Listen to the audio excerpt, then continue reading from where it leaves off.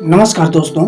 अक्सर हम दुनिया की तमाम हिस्सों पे और तमाम लोगों पे नज़र रखते हैं, लेकिन क्या हम खुद पे नज़र रखते हैं? चलिए जानते हैं। अगर मैं आपसे पूछूं, क्या आप खुद पर नज़र रखते हैं?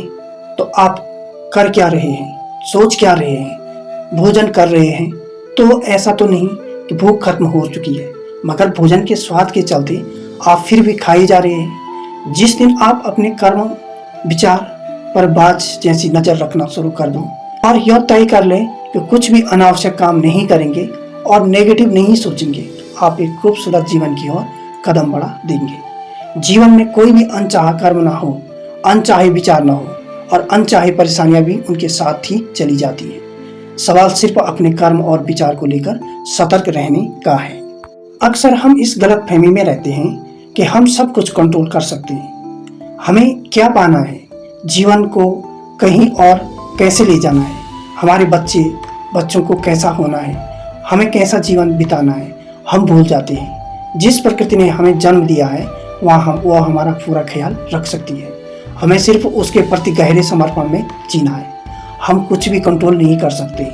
हम अपने शरीर से, अपने सिर से एक बाल भी झड़ने से नहीं रोक सकते।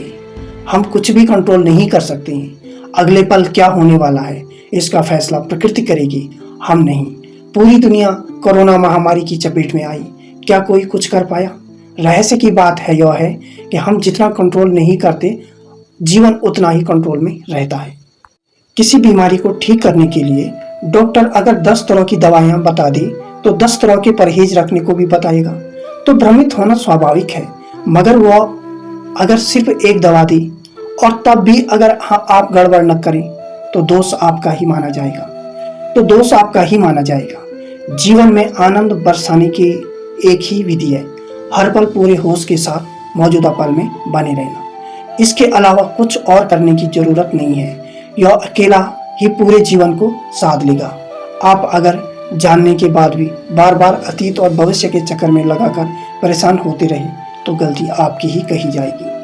हमारे दिमाग में रोज करीब 60,000 विचार आते हैं।